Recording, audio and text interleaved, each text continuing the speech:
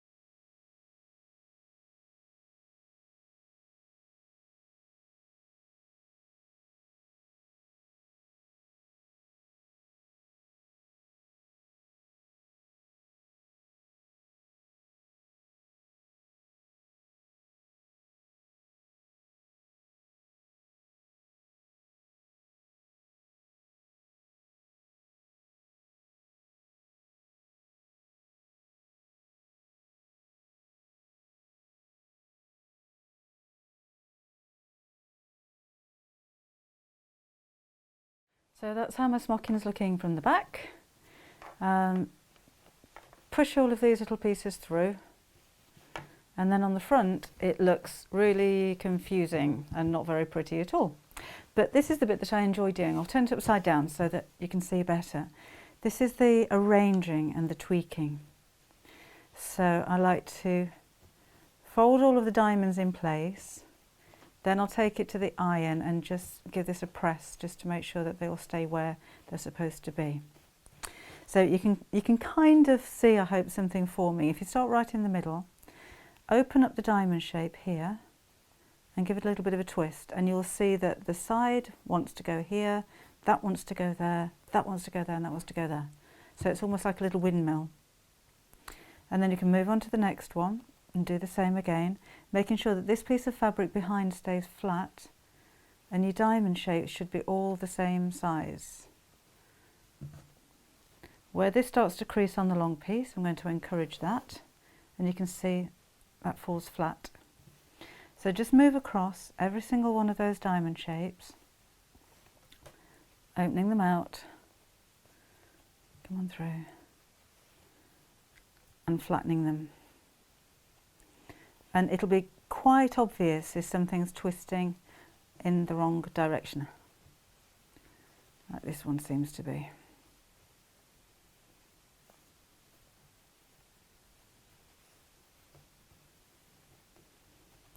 So it won't sit neat. If you try and make the diamonds go in the opposite direction, like that, I've got a diamond shape, but this bit behind is twisted and that needs to be flat. So if I tweak that around so that it's twisting in the opposite direction, this bit folds flat here, that bit folds flat behind, and then it makes it really neat, not just where the diamonds are, but in these flat sections at the side. So just keep going. There's another one. It's so satisfying when they actually sit in place and you can see it starting to look really neat, and how the edge pieces here start to meet up. So it's a little bit time consuming, but this is so worth it, because this is what's going to make people look at your bag and say, how on earth did you do that? Well, the first thing I say is, where did you buy it? But then when you say you've made it yourself, they won't be able to figure out this technique. It's a little bit like origami. See how they kind of almost jump into place. Now when you've finished all of that and you press it, this is what it's going to look like. You see how neat that is? So I've creased and pressed just a section at the top of the big pleats. I've rounded off the corners just using a 12-inch template. I'm going to sew, you don't have to because these won't come out of their creases now, but I'm going to sew a button in the centre of each one of these, and that's rather a lot of buttons, so I'm going to make them all different. And then I'll top stitch just around the edge just to hold these creases in place so they don't open up when we're constructing the bag.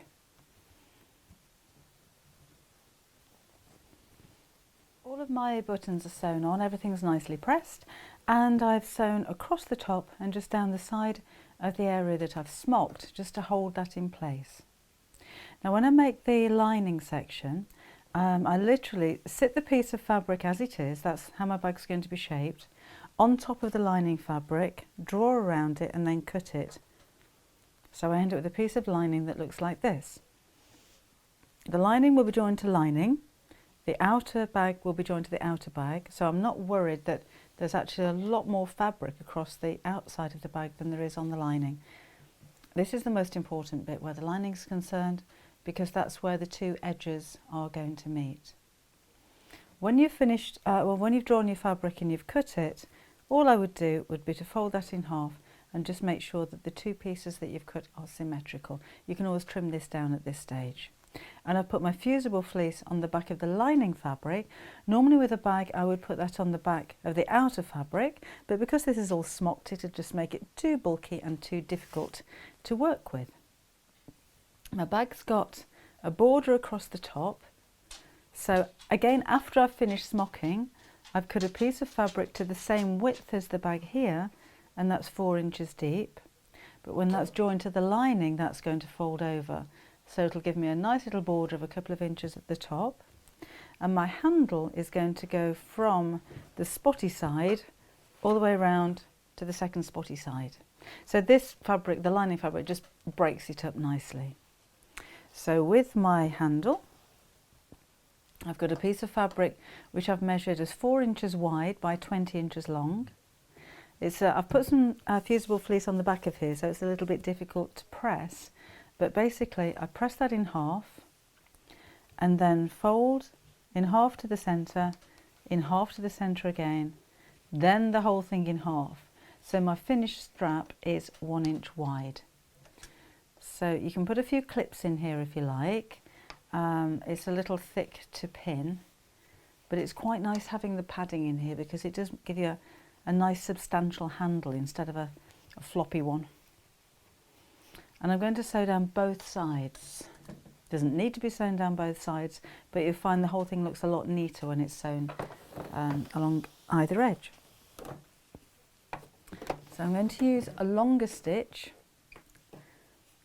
number 3 on my machine, and I'm just going to edge stitch about 1/8 of an inch from the edge. So as I'm sewing, I just keep those 2 edges together. Stop with the needle in the down position if you need to stop, and then your stitch line carries on from where you left off, and sew all the way down. I'm using a denim needle, which is a thicker needle designed for thicker fabrics, and my machine has a built-in walking foot, which is this thing at the back here. When you're sewing through thicker layers of fabric like this, I wouldn't go out of your way to buy a walking foot just for one project. But if you are going to be doing a bit of bag making or quilting or even curtain or drape making, then it's worth the investment, because that means that your fabric is fed through from the top at the same time as it's fed through from the bottom. So you get an even feed, sometimes called an even feed foot. Okay, just sew down the second side.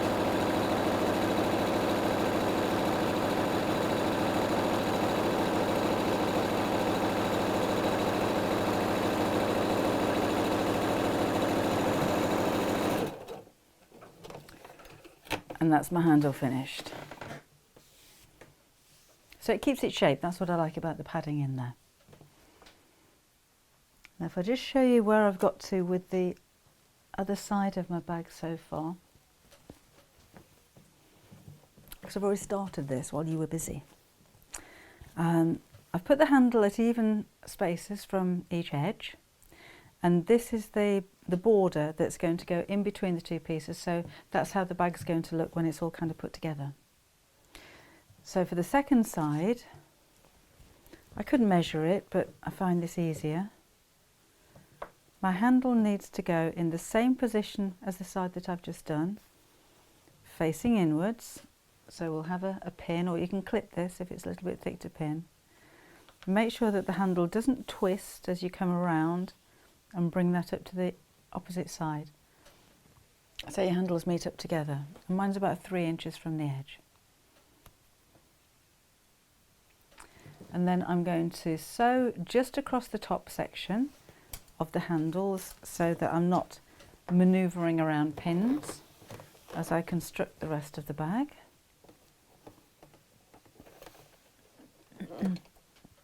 So sew quite close to the edge, and these stitches will disappear inside your seam allowance. So pin out, and here's my second side.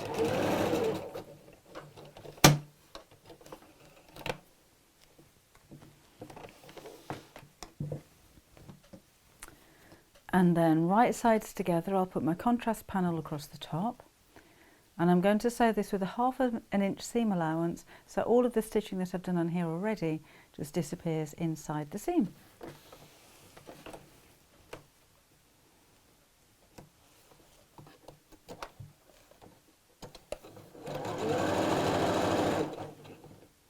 So just keep lining up the edges over the handle. And back down to the final side. If you find that easy, you could pin as you go. but you don't really need to, as long as you just keep making sure that all these raw edges are lined up together. And working with a bag isn't like working with a dressmaking pattern.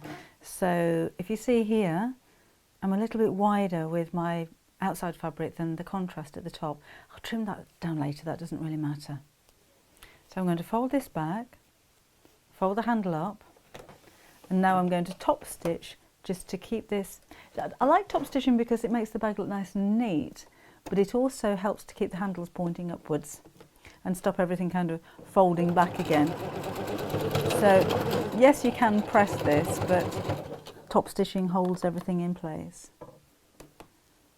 So I'll just pull this open, so straight down. And you'll see this stitch line, so make sure it's kept nice and straight.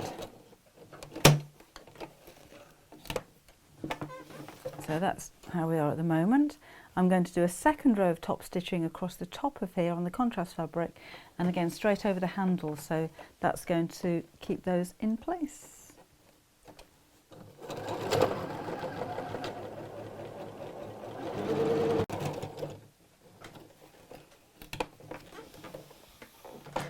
There, so now I've got two pieces that look like this. Now we need to construct the rest of the bag. So take your lining pieces, and the lining pieces need to sew across the top here, right sides together. This is quite a big bag, I think. It's great, and keep lots of stuff in here.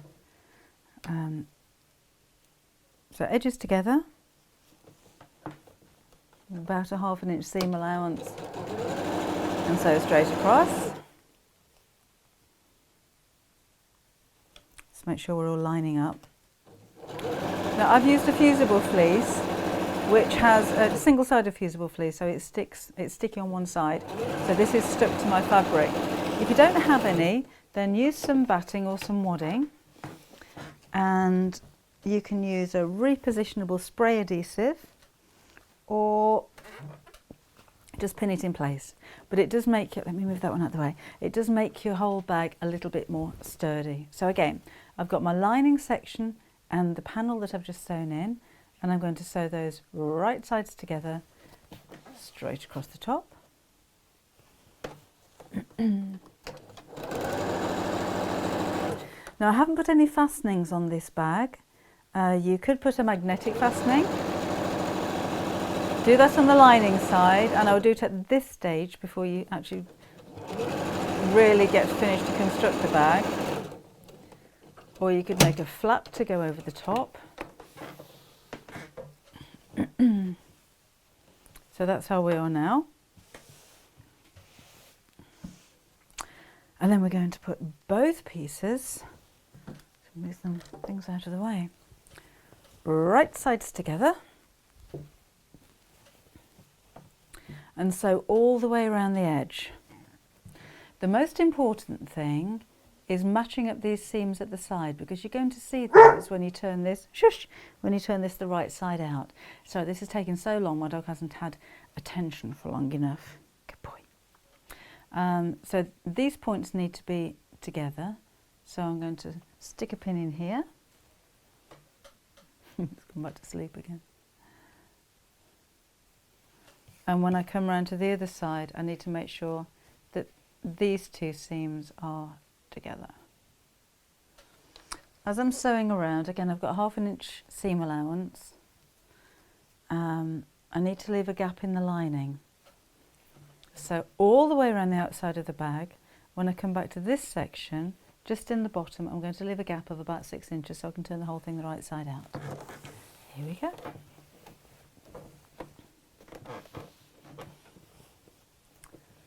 Make sure we're okay here.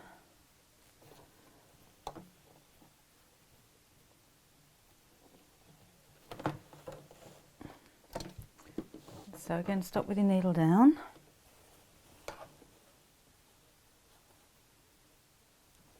And away we go.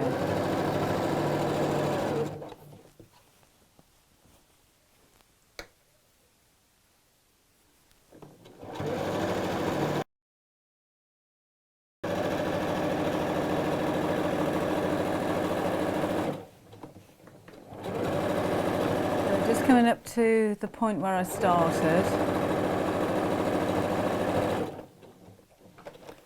And just before I turn this the right side out,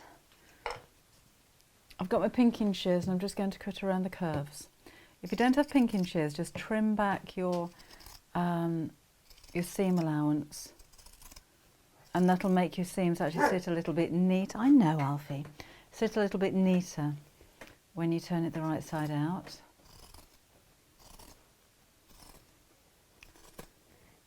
So around the curves here, and just around the curves on the outside of the bag.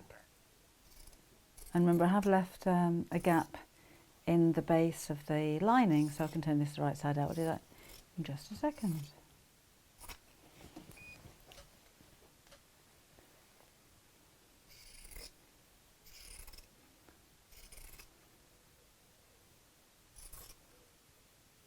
That'll do. Now you're going to take the outside of the bag through the gap that you left in the lining.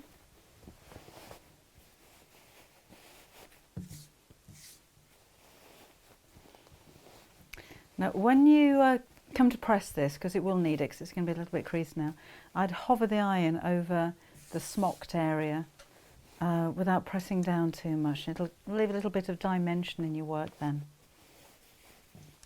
There's a handle. There's another one. And out we pop.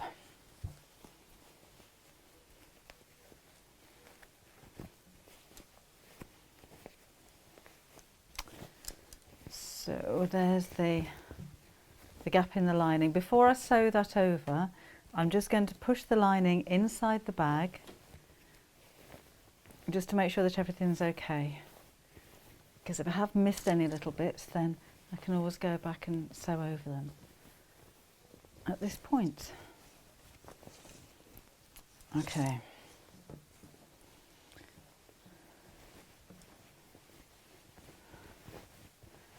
This goes inside here.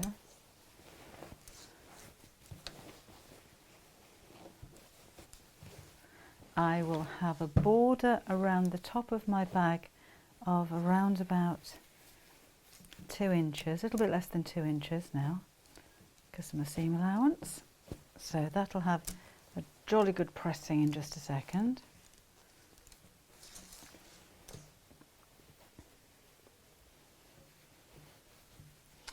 I'm also going to top stitch all the way around the top, just to, for one, hold the handles in place so they don't flop down all the time, and secondly, it keeps this roll nice and neat instead of it kind of coming undone and wanting to twist.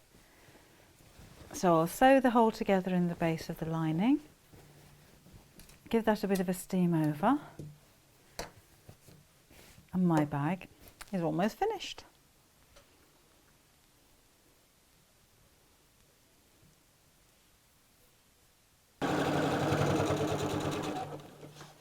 So I've taken the accessory compartment off my sewing machine, so I've got a free arm which makes it easier to sew around in a circle. And I'm literally sewing about 1/4 of an inch from the edge, and I'll just snip these threads off.